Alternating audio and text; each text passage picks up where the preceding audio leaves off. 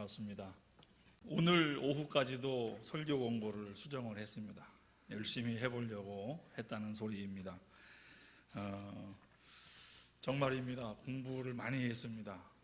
요한복음 전체 설교를 3번에 걸쳐서 정리해달라라는 우리 목사님의 부탁을 받고, 그 부탁을 저분이 왜 나한테 하셨을까? 요한복음을 내가 수요일마다 1년 넘게 설교했는데 그거를 3번으로 줄여달라. 그러면서 정말 머리 싸매고 공부하면서 정리를 해봤습니다. 오늘 오후까지 설교 원고를 손보면서 저도 공부도 많이 했고, 역시 가르치려고 준비하는 게 많이 배우는 거구나 라는 걸 다시 한번 느낍니다. 여러분, 목사의 복은 다른 복이 아니라 설교를 하면서 자기가 철드는 거예요. 자기가 철들고 다시 한번 정신 차려보고 그러는 게 목사의 복인 것 같습니다. 그러면 성도들 앞에 설 때는 늘 사실은 부끄러워요. 죄송해요. 제가 매주일 오후마다 다짐하는 게 있습니다. 다음 주엔 잘해야지. 다음 주엔 잘해야지. 주일날 오후마다 다짐합니다. 그리고 주일날마다 후회하죠. 다음 주엔 잘해야지. 그래서 그런데 그 다짐을 계속할 것 같아요. 계속할 것 같아요. 한 번도 이 정도면 됐어라는 생각은 못 해봤습니다. 오늘도 또 그럴 것 같습니다만은 어쨌든 한번 오늘도 열심히 하나님 말씀 안에서 주님의 뜻이 무엇인지 찾아보고 또 확인해 보도록 하겠습니다. 요한복음에서 영광이라는 말은 독특하게 사용이 됩니다. 그런데 바로 이게 요한복음의 핵심을 드러내고 있습니다. 성육신이신 예수님의 속성을 가장 잘 드러내는 것이 영광이라는 개념입니다. 그래서 안 살펴볼 수가 없습니다. 영광이 뭡니까? 자랑스러운 거 아닙니까? 영광입니다. 그러면 자랑스럽다는 뜻이죠? 예, 맞습니다. 자랑스러운 겁니다. 영광이 뭡니까? 빛나는 거 아닙니까? 예, 맞습니다. 빛나는 겁니다. 그래서 빛날 광자가 쓰여 있습니다. 빛나는 겁니다. 요한복음에서도 영광은 그런 의미로 사용되기도 합니다. 멋있고 자랑스럽고 훌륭하고 빛나고 좋은 것으로 사용됩니다. 그러면 이렇게 멋있고 자랑스럽고 훌륭하고 빛나는 영광, 이것은 과연 요한복음에서 이게 영광의 핵심일까? 그렇지 않습니다. 그래서 우리가 이거를 살펴보는 겁니다. 그럼 요한복음에서 말하는 영광, 그 핵심은 뭐냐? 요한복음에서 예수님의 영광은 몇 가지로 나타납니다. 이거를 더 자세히 나눌 수도 있지만 저는 3가지로 한번 정리를 해보겠습니다. 첫 번째로 예수님의 영광, 요한복음에서 보면은 예수님께서 본래 갖고 계셨던 영광이 있습니다. 요한복음 17장 5절에 보면은 그게 나옵니다. 찾아보겠습니다. 요한복음 17장 5절. 요한복음 17장 5절 같이 한번 읽습니다. 시작. 아버지여, 창세전에 내가 아버지와 함께 가졌던 영화로서 지금도 아버지와 함께 나를 영화롭게 하옵소서. 여기 영화라는 말은 영광이라는 말입니다. 이것이 창세전에 예수님이 아버지와 함께 가지고 계셨던 영광이 있습니다. 선재하신 예수님, 창세전에 계신 예수님이 갖고 계셨던 영광. 그런데 그 영광은 여기에 딱 한 번만 나옵니다. 태초부터 예수님이 가지고 있었던 영광에 대해서 요한복음은 딱 한 번만 얘기합니다. 그러니까 이 영광은 요한복음 전체에서 비중이 별로 없습니다. 여기 한 번만 나와요. 그럼 두 번째 예수님께서 강조하시는 영광이 뭐냐? 예수님이 성육신을 하셔서 나타내신 능력, 그 능력을 통해서 드러나는 영광입니다. 요한복음 2장 11절을 보겠습니다. 요한복음 2장 11절 같이 읽습니다. 시작. 예수께서 이 첫 표적을 갈릴리 가나에서 행하여 그의 영광을 나타내심에 제자들이 그를 믿으니라. 11장 4절을 보겠습니다. 요한복음 11장 4절 같이 읽습니다. 시작. 예수께서 들으시고 이르시되 이 병은 죽을 병이 아니라 하나님의 영광을 위함이요 하나님의 아들이 이로 말미암아 영광을 받게 하려 함이라 하시더라. 아멘. 예수님이 기적을 행하시고 요한복음에서는 표적이라고 말씀하죠. 능력을 행하시고 나타내신 영광. 이 영광이 있습니다. 그런데 이 영광도 요한복음에서 그렇게 자주 많이 나오지 않아요. 오히려 예수님이 기적을 행하신 다음에 항상 뭐가 뒤따르냐면, 거의 항상입니다. 몇 번을 제외하고는. 어떤 게 뒤따르냐? 사람들하고 예수님이 충돌을 하십니다. 갈등을 하십니다. 예수님이 표적을 행하시고 영광을 나타내시는데 그걸 보고 사람들이 믿어요. 믿기는 믿어요. 믿음의 시작이 돼요. 그런데 그게 오래 가질 않아요. 예수님이 더 깊은 진리의 말씀을 하시면 못 알아먹겠다고 덤벼듭니다. 도대체 무슨 소리냐? 그래서 예수님을 떠나갑니다. 그러니까 표적을 행하시고 영광을 얻으시는데 그 영광이 오래 가질 않아요. 그리고 요한복음 전체를 지배하지 않아요. 봤지? 이게 내 능력이야. 이게 내 영광이야. 봤지? 이런 게 영광인 거야. 이런 게 영광인 거야. 영광인 줄 알아 이것들아. 그래서 이게 요한복음의 영광을 차지하고 중심을 차지하냐? 아니에요. 곧바로 사람들하고 막 또 다투고 싸우고 그러십니다. 오병이어 기적을 행하신 다음에 사람들이 예수님한테 막 칭찬을 하죠. 그래서 예수님이 생명의 떡을 말씀하시죠. 나를 먹으라. 이게 무슨 소리냐 말이에요. 사람들이 가버립니다. 예수님은 사람들이 많이 몰려오는 것에서 흐뭇해하지 않아요. 예수님은 자기의 능력을 나타내시고 영광을 받으셨는데 그 영광에 대해서 예수님이 굉장히 흡족해 하시느냐? 아니에요. 주님이 흡족해 하신다고 느낄 수 있는 장면이 없어요. 능력을 행하셨어요. 영광을 나타내셨어요. 그 사람들이 막 몰려들고 칭찬을 했습니다. 그럼 예수님이 기뻐하시고 흡족해 하시느냐? 그런 장면이 없다니까요. 봤지 이것들아? 영광인 줄 알아? 이거 아무나 보는 거 아니야. 뭐 이렇지 않아요.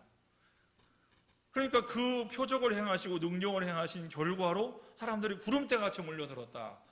드디어 내가 성공했다. 이런 장면이 없습니다. 오히려 주님이 다른 말씀을 하시자 갈등이 생기고 사람들이 예수님을 떠나갑니다. 그리고 오히려 예수님을 죽이려고 합니다.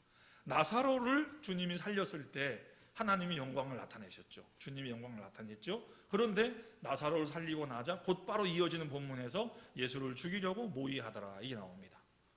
그 결과로 좋은 결과가 나타나서 예수님이 하려는 어떤 사역이 더 번창을 해서 그것 때문에 어떤 득을 받다가 아니라 오히려 주님이 핍박을 당하시는 결과가 나타납니다.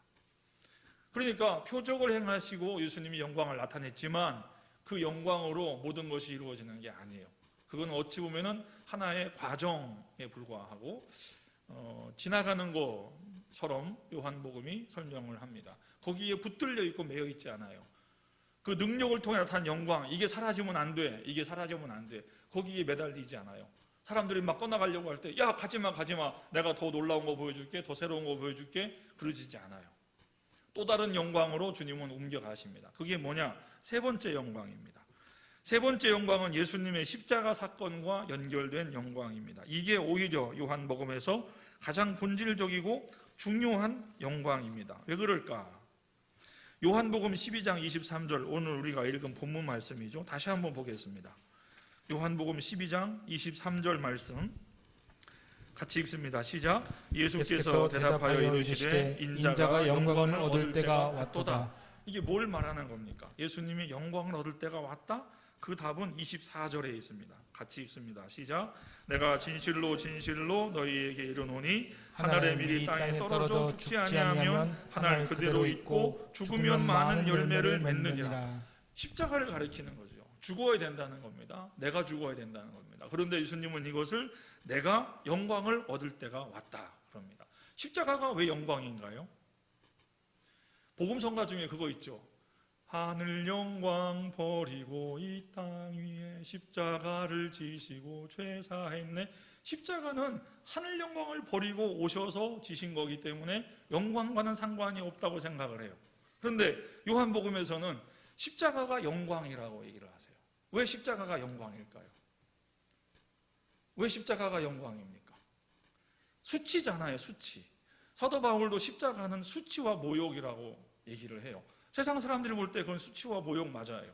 유대인들은 그렇게 생각했어요. 그런데 바울도 십자가가 믿는 우리에게는 하나님의 구원하는 능력이라고 했어요. 하나님의 지혜라고 했어요. 십자가를 부끄러워하지 않았어요. 내가 이 복음을 부끄러워하지 아니하노니 그렇게 얘기합니다. 십자가를 부끄러워하지 않았어요. 십자가는 분명히 영광이었습니다. 왜 영광이냐? 어떤 영광이냐? 자, 오늘 우리는 그거를 알아야 돼요. 왜 영광일까? 십자가가 왜 영광일까? 채찍에 맞으시고 핍박당하는 그것이 왜 영광일까? 왜 영광일까? 요한복음 5장 30절에 그 단서가 나옵니다. 요한복음 5장 30절. 요한복음 5장 30절. 한번 같이 읽어보겠습니다.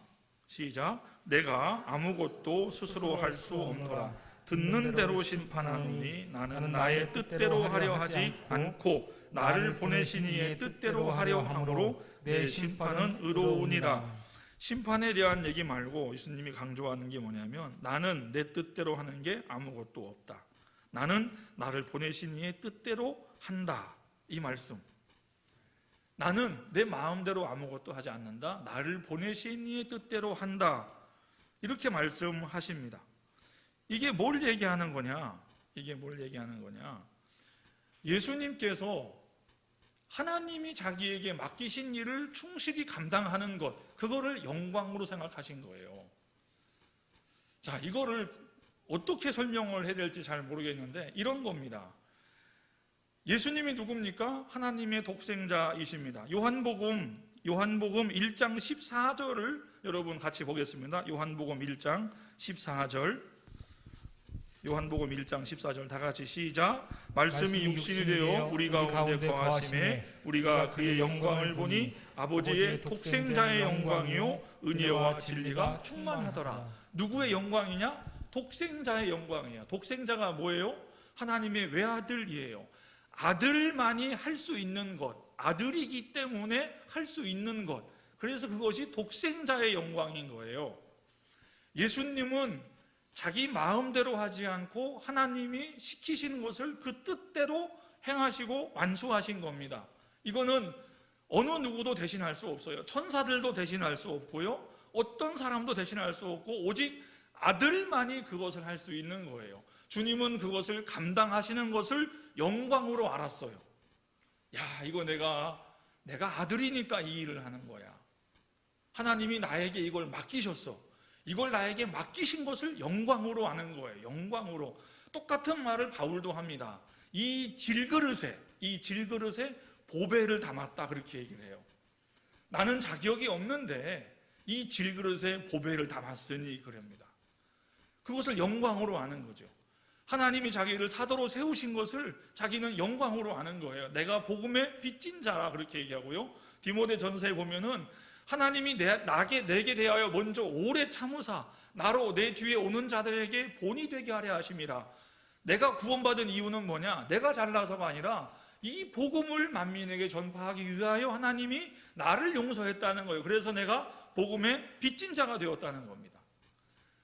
바울이 하나님으로부터 구원받은 것은 바울이 귀해서가 아니라 바울 같은 사람을 구원하셔서 나머지 사람들에게 본으로 세우시고 복음을 전하게 하시려고. 그러니까 나는 당신들에게 빚진 자라고 얘기를 해요. 이 질그릇의 보배를 가졌으니, 이렇게 말합니다. 그게 영광이라는 거예요. 주님도 하나님의 독생자로서 이 십자가를 지는 것을 당신께서는 영광으로 여기신 거예요. 영광이다. 아버지가 나에게 이 일을 맡기셨다. 내가 원해서 하는 게 아니라 아버지가 나를 믿고 나에게 맡기셨다. 내가 충성을 다하여 이 일을 감당한다. 영광이죠. 저도 그런 영광을 한번 누린 적이 있습니다.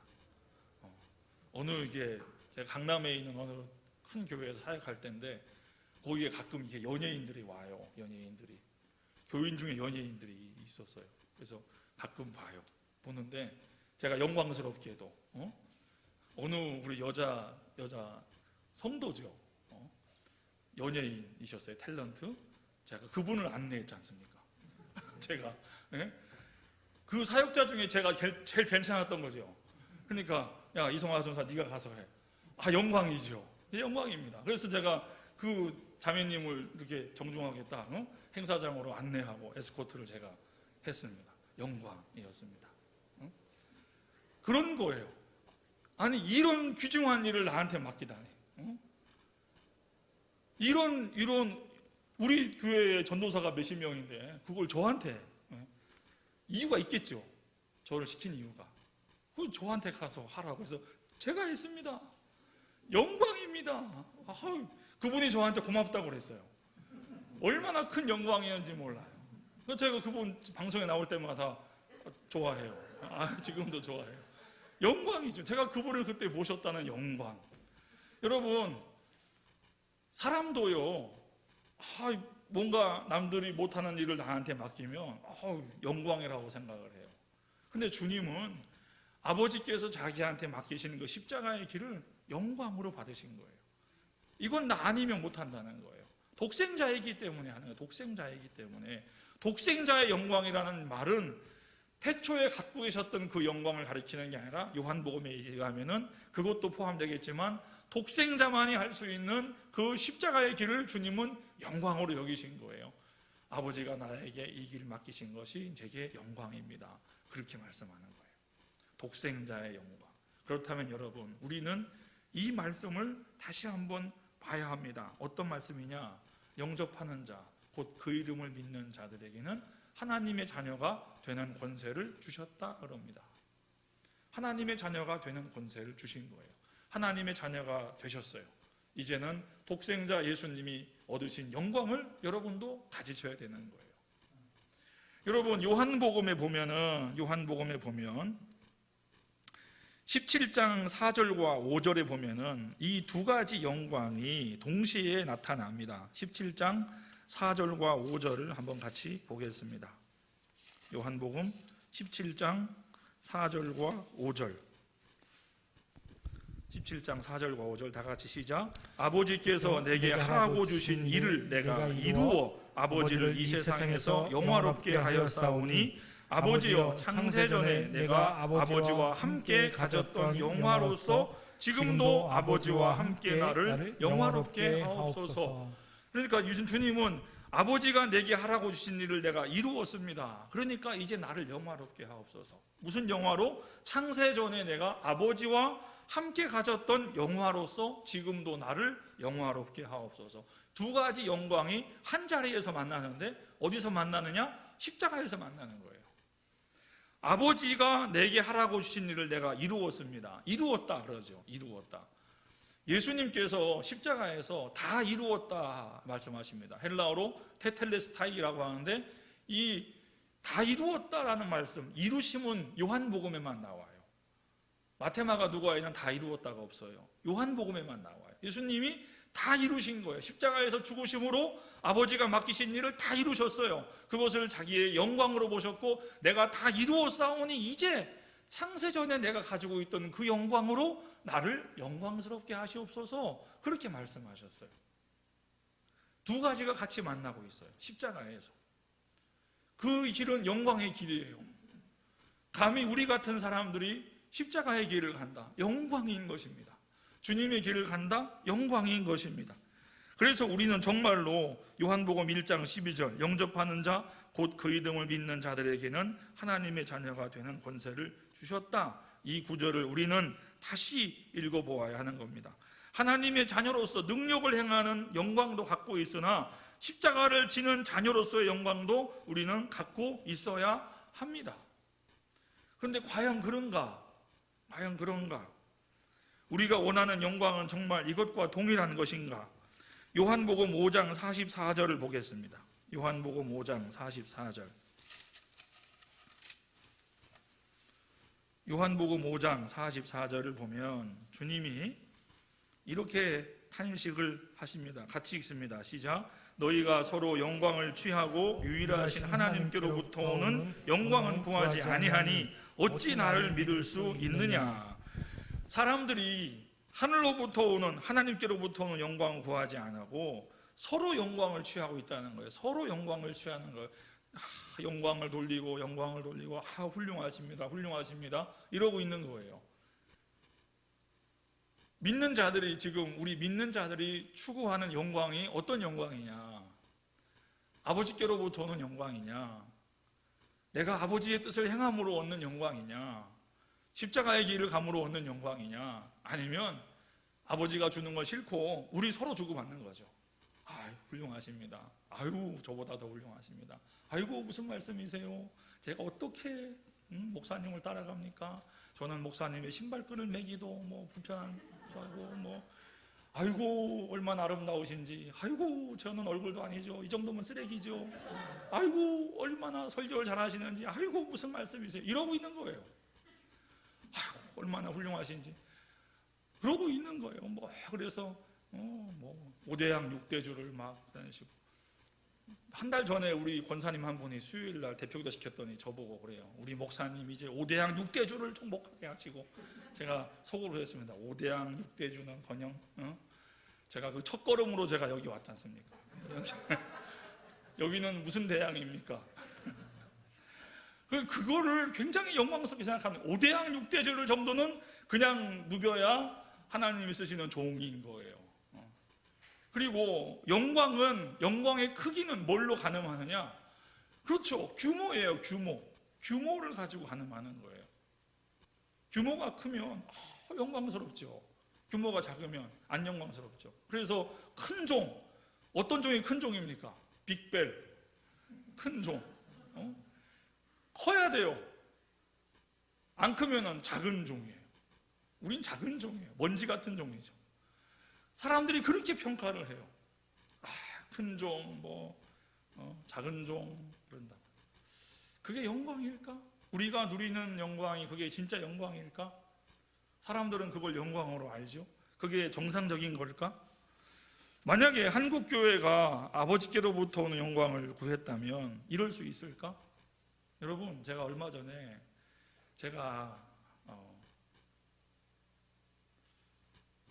목사님한테 들었나? 하도 이 얘기를 제일 들어가지고. 여러분, 지금 우리나라의 어느 큰 교단의 총회장을 하는 분이 저 분당에 계십니다. 그분 교회에 어느 분이 이사를 갔어요. 목사님은 저한테 얘기했어요? 아니죠? 다행입니다. 그런데 그분이 이제 그 지인의 누님이 이사를 가셔서 담임 목사님 신방을 요청했습니다. 거긴 큰 교회예요. 그러니까 신방을 요청했더니 거기서 하는 말이, 담임 목사님 신방 받으면 1,000만 원 준비하셔야 됩니다. 그러더래요. 1,000만 원 있으시냐고. 부목사님 오시면 500만 원 준비해야 돼요. 부목사님 오시면. 안 그러면 이제 신방 전도사님이나 이런 분들이 올 거예요. 그래서 그 담임 목사님의 이사 신방을 못 받았어요. 그래서 교회를 옮겨버렸어요. 다른 데로. 이거 여러분 실화예요. 실화. 이만큼의 거짓말도 없는 실화예요. 실제예요. 제가 그래서 얼마 전에 어느 이제 언론사 기자하고 통화할 일이 있었습니다. 통화하면서 제가 그 얘기를 했어요. 혹시 그거 알아? 그 목사님 신방 가면 1,000만 원 헌금 준비해야 된다 했더니, 그거요? 소문난 얘기죠. 그러더라고. 그 신문 기자가. 알고 있어요. 그런데 그랬어요. 그거 기사로 써. 그랬어요. 기사로 쓰라고. 여러분, 그게 맞느냐고요? 그게 맞습니까? 담임 목사님 신방 받으면 1,000만 원 헌금해야 돼요. 왜? 우리 목사님처럼 바쁘시고 유명하신 분 신방 받는데 그것도 준비 안 해? 그래 되는 거예요. 그게 영광 받는 거예요. 사람들이 주는 영광인 거예요. 그걸 서로 주고받고 있는 거예요. 그래서 목사님 오시면 영광이죠. 1,000만 원 기꺼이 헌금을 하는 거죠. 그래서 축복을 받는다고 생각하는 거죠. 이거는 여러분 거래예요, 거래. 요한복음에 나온 대로 서로 영광을 취한다. 서로 영광을 취한다는 말은 나 그분께 축복기도 받아서 이렇게 영광을 또 누리고 자기는 또 1,000만 원 들여서 그분께 영광을 돌리는 거죠. 서로 영광을 주고받는, 이건 거래예요, 거래. 서로 영광을 취한다. 이 말은 거래한다는 얘기입니다. 거래한다는 거예요. 아버지가 내게 주시는 영광이 아니라 우리가 서로 영광을 주고받는 거예요. 영광을 주고받는 거예요. 욕망을 주고받으면서 영광을 주고받는다고 생각을 하는 거예요. 그 욕망인 거죠. 욕망인 겁니다.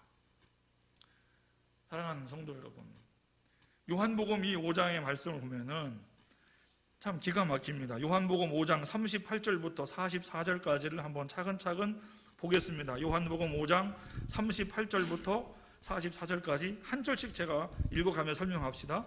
그 말씀이 너희 속에 거하지 아니하니 이는 그가 보내신 이를 믿지 아니함이라. 그 말씀이 우리 속에 없다고 주님이 얘기하죠.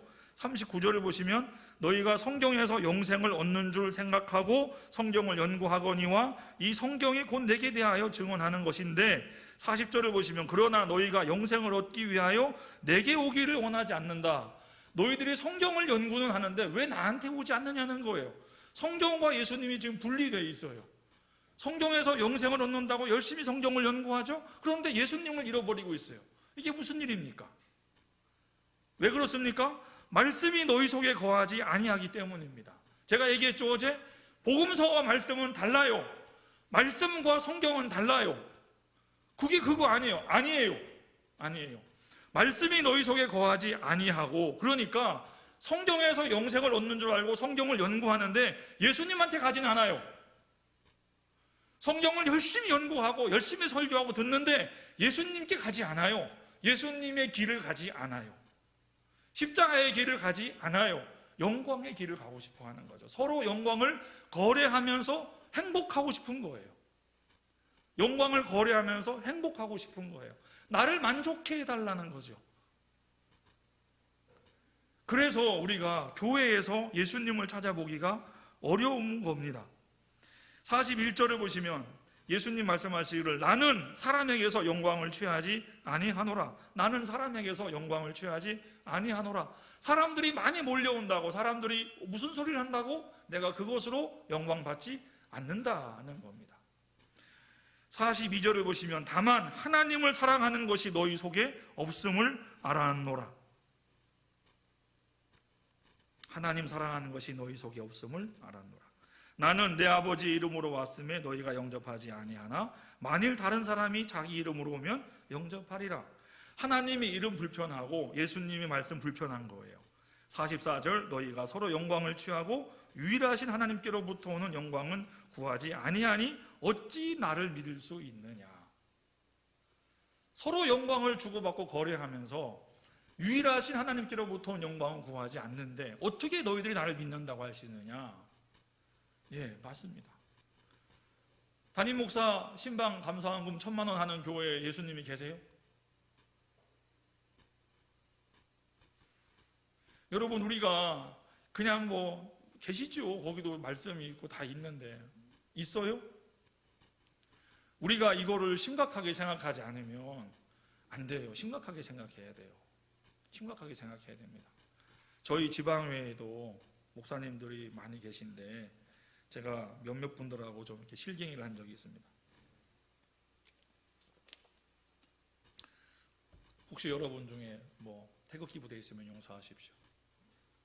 전광훈 목사가 선지자라고 자꾸 그 주장하는 목사님이 계셔서 제가 그랬어요.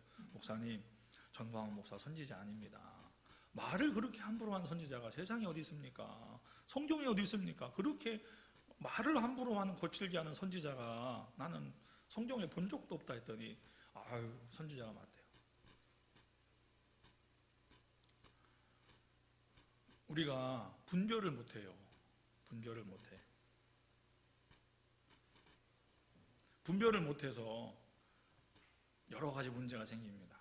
분별을 못해요. 왜 그런 사람이 선지자여야 됩니까? 왜 그런 사람에게 대한민국의 수많은 교회가 몰려들어서 집회를 하고 큰 교회들이 헌금 갖다 바치고 왜 지지를 하고? 그게 우리 수준이에요. 우리 수준. 그게 우리 수준이에요. 담임 목사가 친방 감사원금 1,000만 원 바치는 게 그게 그 교회 수준인 거예요. 제가 놀란 거는 그래요. 저는 그 소문을 듣고 깜짝 놀라가지고 신문 기자한테 그걸 얘기했더니 이미 다 알고 있어요. 그 바닥에선 다 알고 있대. 기자들이 다 알고 있어요.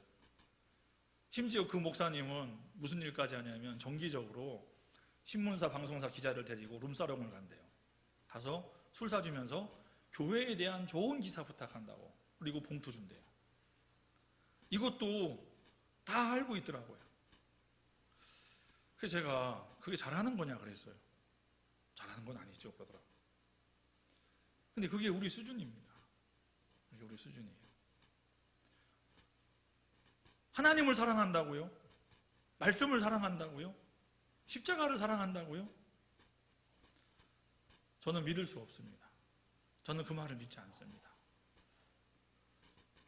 저보고 믿음이 없다고 하실 수 있지만 저는 그 말 믿지 않습니다. 저는 그 말 믿지 않습니다. 요한복음을 읽어보면 그게 거짓말이라고 얘기하는 것 같습니다. 그게 영광입니까? 우리가 취해야 될 영광입니까? 그게 우리가 취해야 될 영광이냐고요. 주님은 십자가를 지는 그 자리에서 인자가 영광을 받을 때가 왔도다. 감격하셨고 감사하셨습니다. 내 뜻은 아니지만 아버지의 뜻을 내가 다 이루겠다고 하셨습니다. 사랑하는 성도 여러분, 우리는 이 영광의 의미에 대해서 무엇이 우리에게 영광이고 무엇이 우리가 걸어갈 길인지를 분별할 줄 알아야 됩니다. 요한복음 21장 19절을 보시겠습니다. 요한복음 21장 19절. 예수님의 제자들이 걸어가야 될 길과 영광을 단적으로 보여주는 구절입니다. 요한복음 21장 19절 다 같이 시작. 이 말씀을 하심은 베드로가 어떠한 죽음으로 하나님께 영광을 돌릴 것을 가리키심이로라. 이 말씀을 하시고 베드로에게 이르시되 나를 따르라 하시니. 베드로가 어떠한 죽음으로 하나님께 영광을 돌릴 것을 가리키심이로라. 베드로가 어떻게 죽었습니까? 그것으로 하나님께 영광을 돌렸다고 하는데 베드로가 어떻게 죽었냐고요? 전설에 의하면 십자가에서 거꾸로 죽었습니다. 거꾸로 매달려 죽었습니다. 베드로가 죽는 마당에 순교하는 마당에 내가 소원이 하나 있어 부탁한 거예요. 뭐냐고 했더니 나를 십자가에 거꾸로 매달아 주시오. 그게 뭐가 중요해요? 죽는 마당에 똑바로 죽으면 어떻고 거꾸로 죽으면 어때요? 그런데 베드로는 그게 아닌 거예요. 나는 주님을 배신했던 사람이라 주님과 똑같은 모습으로 십자가에 죽는 것도 나는 감당할 수 없다는 거예요. 나를 거꾸로 매달아 달라. 그래서 거꾸로 죽었어요. 그게 베드로의 심성이에요. 죽는 마당에 이렇게 죽으면 어떻고 저렇게 죽으면 어때요? 그런데 베드로는 내가 배반한 주님, 내가 따르는 그 주님, 내가 배반했던 그 주님과 똑같은 모습으로 똑같은 자세로 죽을 수가 없는 거예요. 나는 더 부끄럽게 죽어야 돼. 나는 주님처럼 죽을 자격도 없다고 생각한 거죠. 그게 베드로의 그 순박한 마음인 거예요. 그렇게 해서 베드로가 하나님께 영광을 돌린 겁니다. 베드로가 어떠한 죽음을 죽었습니까? 십자가의 길을 갔습니다. 그리고 죽는 마지막 순간에도 자기가 섬기던 주님을 배반한 자기를 용서하지 못했고 부끄러워했습니다. 그게 베드로의 신앙이었습니다. 그것이 성도가, 제자가 하나님께 영광을 돌리는 방법 중에 하나였습니다. 우리가 무엇으로 하나님께 영광을 돌릴 거예요? 어떻게 영광을 돌릴 거예요? 이 영광을 정말 우리는 똑같이 영광으로 생각하고 있나요? 성도들이 하나님께서 주시는 능력과 은혜로 얻는 영광이 있죠. 하나님의 자녀로 누리는 권세와 영광이 있습니다. 그러나 똑같이 하나님의 자녀로서 하나님의 자녀이기 때문에 걸어가야 될 십자가와 고난의 길이 있는 거죠. 두 가지가 다 있는 거예요. 우리가 정말 이 두 가지를 다 우리 것이라고 생각을 하고 있나요? 히브리서 11장을 보시겠습니다. 히브리서 11장을 보시면 놀랍게도 이 두 가지의 영광과 똑같은 두 가지의 믿음이 히브리 11장에 나와요. 히브리 11장 32절부터 38절까지 보겠습니다. 다 같이 시작. 내가 무슨 말을 더하리요? 기드온, 바락, 삼손, 입다, 다윗 및 사무엘과 선지자들의 일을 말하려면 내게 시간이 부족하리로다. 그들은 믿음으로 나라들을 이기기도 하며 의를 행하기도 하며 약속을 받기도 하며 사자들의 입을 막기도 하며 불의 세력을 멸하기도 하며 칼날을 피하기도 하며 연약한 가운데서 강하게 되기도 하며 전쟁에 용감하게 되어 이방 사람들의 진을 물리치기도 하며 여자들은 자기의 죽은 자들을 부활로 받아들이기도 하며 또 어떤 이들은 더 좋은 부활을 얻고자 하여 심한 고문을 받되 구차히 풀려나기를 원하지 아니하였으며 또 어떤 이들은 조롱과 채찍질 뿐 아니라 결박과 옥에 갇히는 시련도 받았으며 돌로 치는 것과 톱으로 켜는 것과 시험과 칼로 죽임을 당하고 양과 염소의 가죽을 입고 유리하여 궁핍과 환난과 학대를 받았으니 이런 사람은 세상이 감당하지 못하느니라. 그들이 광야와 산과 동굴과 토굴에 유리하였느니라. 아멘. 이 앞뒤에 나오는 사람들이 같은 믿음을 갖고 있는 사람들인 거예요. 믿음으로 나라를 빼앗기도 하고 죽은 이를 부활로 받기도 하고 했지만 어떤 이들은 똑같은 믿음으로 박대를 받고 학대를 받고 죽임을 당하고 고문을 당하고 궁핍하고 고생하고 양과 염소의 가죽을 쓰고 광야를 헤매기도 한 거예요. 같은 믿음인 거예요. 다른 믿음이 아닌 거예요. 그건 믿음이 아니지. 네가 기도를 들어서 그래. 네가 그 고생하는 거는 하나님이 너를 훈련하는 거야. 더 기도해. 더 기도해. 그래서 어떻게 하라고요? 승리하라는 거예요. 승리하라는 거예요. 영광을 받으라는 거예요. 그게 영광인 줄 아는 거예요. 그게 참 믿음인 줄 아는 거예요. 아니에요. 아니에요. 같은 믿음인 거예요. 같은 믿음인 거예요. 이것이 같은 믿음이라고 교회에서 인정을 해야 됩니다. 정말 어떤 사람들은요, 견딜 수 없는 인생을 견디고 있는 거예요. 놀라운 거예요. 제가 목회하는 교회에는 70, 80 먹으신 할머니가 절반이에요, 교회에서. 근데 그분들의 인생을 보면은 정말 마음이 아파요. 마음이 아파요. 남편 일찍 잃고 장애 있는 아들을 키우면서 사시는 어떤 집사님이 작년, 재작년에 농약을 드셨어요.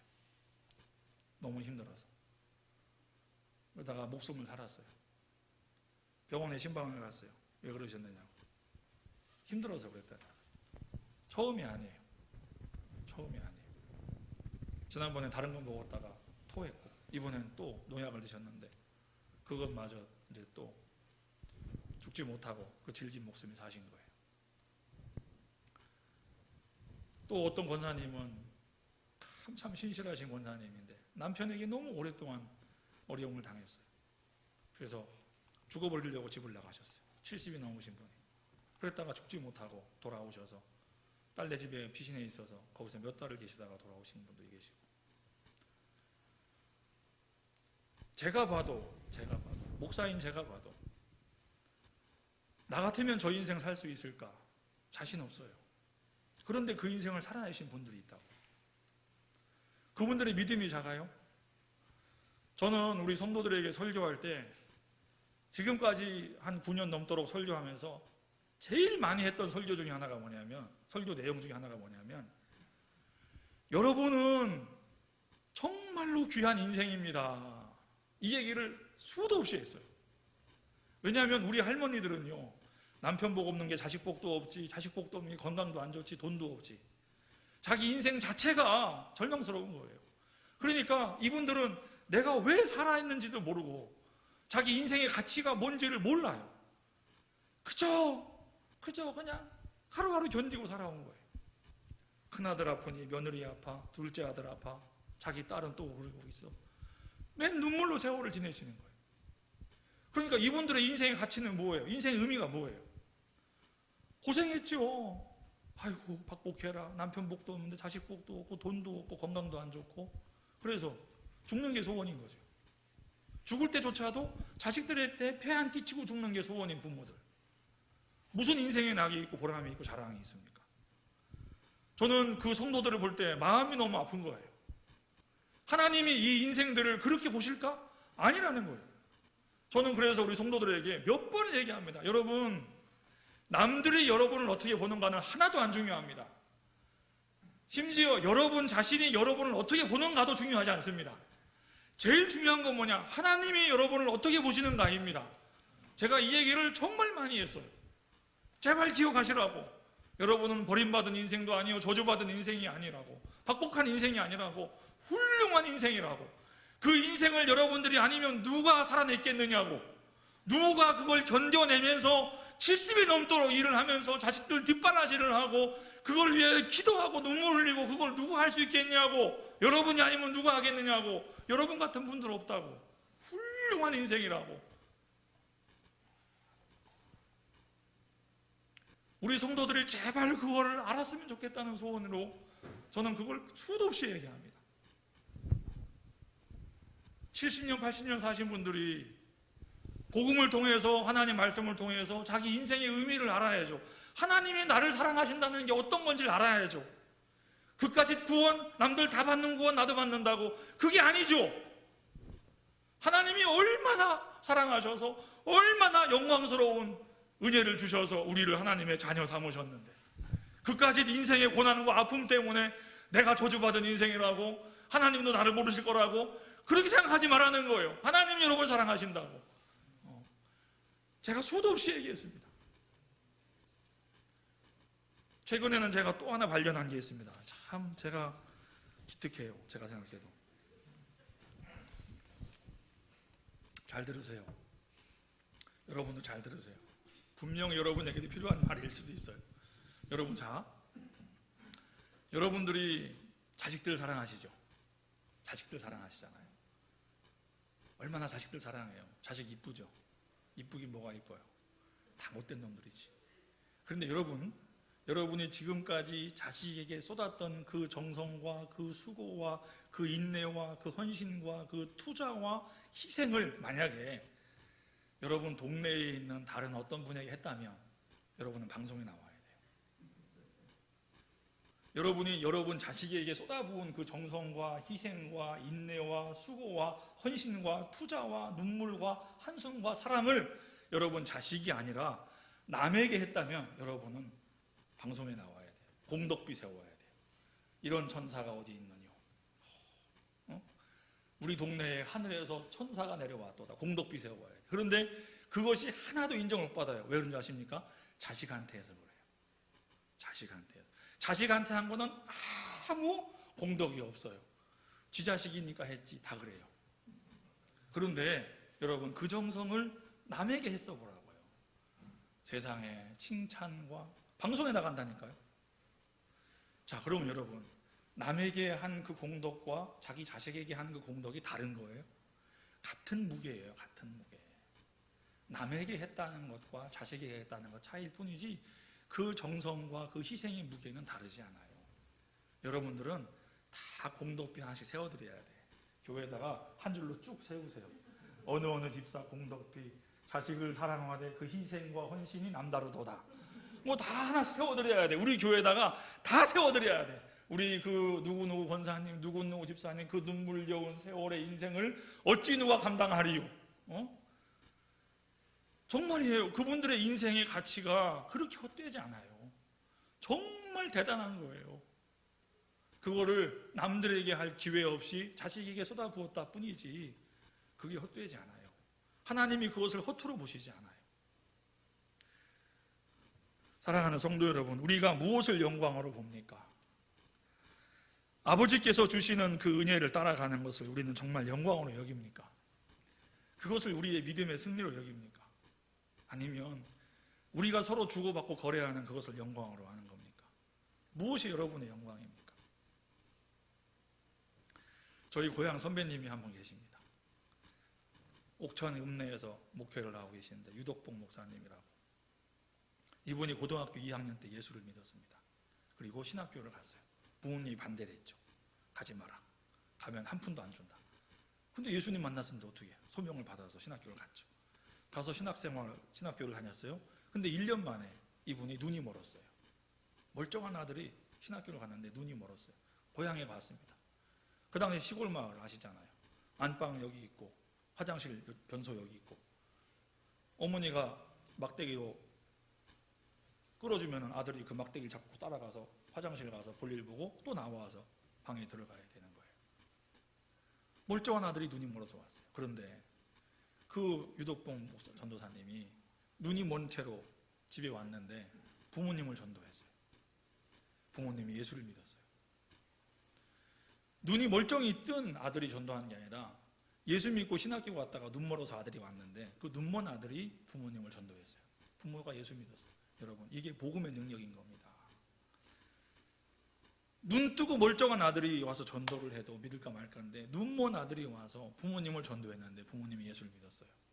그리고 1년 뒤에 그분이 옥천 읍내에 있는 옥천 장로교회에서 부흥회가 있었는데 그때 인천 숭이감리교회 이홍훈 목사님이 강사로 왔었어요. 그분 집회에 참석했다가 둘째 날 저녁인가 눈을 떴어요. 눈을 떴는데 하나님 참 한쪽은 떴고 한쪽은 반만 떴어요. 하나님 왜 그러시는지 잘 모르겠어. 가끔 그러시더라고. 한쪽은 떴고 한쪽은 반만 떠서 이분이 복학을 했어요. 졸업을 했어요. 결혼을 했어요. 대전의 용두동에다 개척을 했습니다. 제가 거기도 가봤죠. 갔더니 2층 홀을 열었어요. 근데 개척을 하다가 이분이 5년 만에 교회 간판을 내렸습니다. 목회가 너무 어려운 거예요. 개척이 안 되는 거예요. 사모님이 병이 나고. 그래서 목회를 접었어요. 아니 그런 기적과 은혜를 경험하고 누구보다 하나님의 능력을 아는 분인데 개척이 안 되는 거예요. 그래서 목회를 접어가지고 옥천에 자기 매형 양계장 하는 데 갔어요. 가서 계란 팔았어요. 앞에 전대 차고 트럭 몰고 다니면서 계란 팔았어요. 계란 팔고 다니다가 3년 만에 대장암이 왔어요. 대장암이 와서 부산에 있던 그 침례병원에 입원을 하신 겁니다.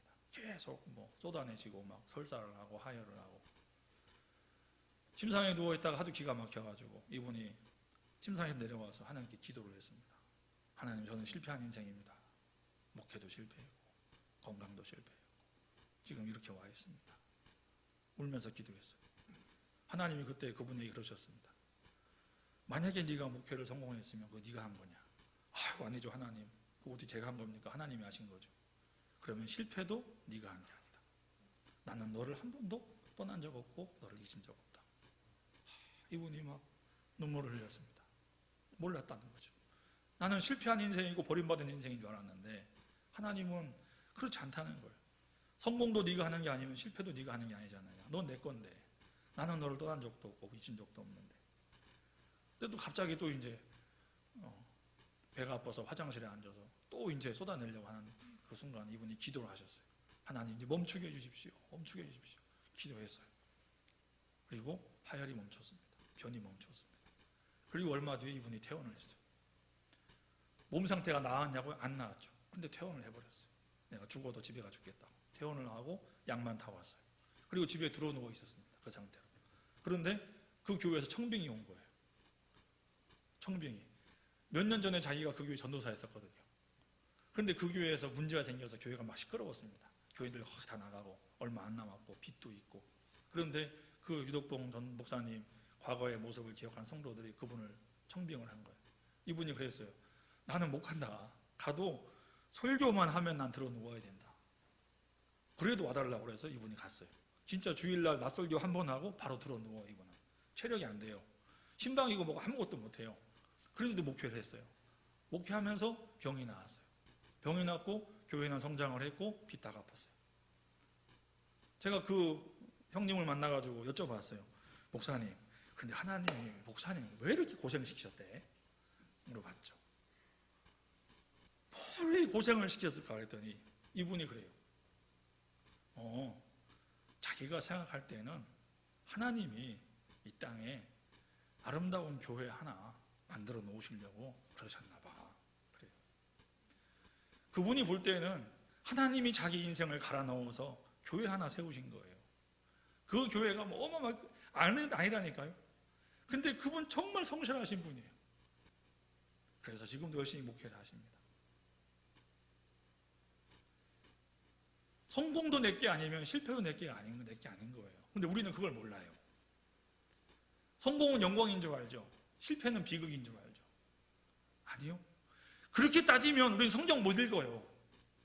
히브리서 11장에 나오는 그 뒤에 나온 사람들 우리는 못 읽어야 돼요. 가난하고 궁핍하고 고난받고 매맞고 고문당하고 죽임당한 사람들 다 성경에서 지워야 돼요. 지우면은 아마 3분의 2 이상은 지워질 거예요.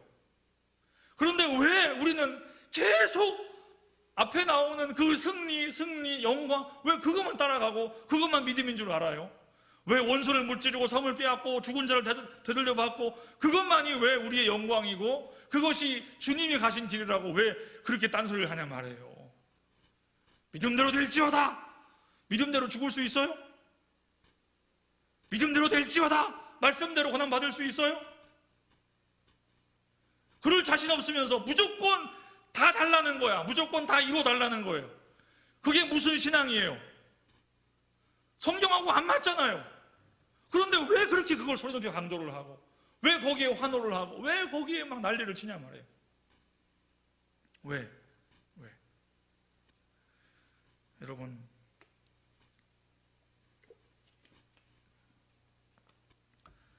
어제 말씀드린 대로 말씀이 우리에게 오셔서 어떤 걸 보여주셨습니까? 조롱당하고 핍박당하고 배신당하고 죽임당하셨어요. 그게 말씀이에요. 물론 그 말씀이 또 많은 열매를 맺었어요. 이 두 가지가 다 있다고 그랬잖아요. 영광도 마찬가지. 영광도 두 가지가 다 있잖아요. 히브리서 11장에 나오는 믿음도 그래. 두 가지가 다 있잖아요. 하나님의 나를 쓰시든 기적을 일으키시든 나의 고난을 주시든 이 길을 가게 하시든 저 길을 가게 하시든 우리는 믿음 안에 있는 거잖아요. 왜 그걸 인정을 못해요? 제가 우리 성도들을 참 사랑해요. 우리 할머니를 참 사랑합니다. 그래서 제발 여러분 마음속에 그런 원한 버리시고, 세상에 대한 원망도 버리시고, 하나님이 여러분들을 너무너무 귀히 보시고 너무너무 사랑하신다. 그거 하나 여러분 명심해라. 여러분의 믿음이 너무 귀하다. 목사인 나보다 귀하다. 여러분의 인생을 헛사는 것이 아니라 너무 귀하게 잘 견뎌오셨다. 하나님이 기쁘시게 보신다. 사랑하는 여러분, 여러분들의 인생도 주님이 그렇게 보실 겁니다. 여러분의 가는 길도 걸음도 주님이 그렇게 보실 거라고요. 세상 사람들이 보는 건 아무 중요한 게 아니에요. 주님 스스로도 나는 사람에게서 영광을 취하지 않는다 그랬어요. 내가 나를 보는 것도 중요하지 않아요.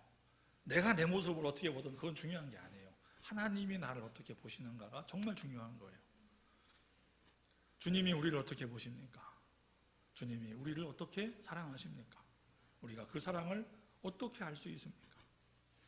여러분, 사도 바울이 에베소 교회에 편지하면서 그런 표현을 씁니다.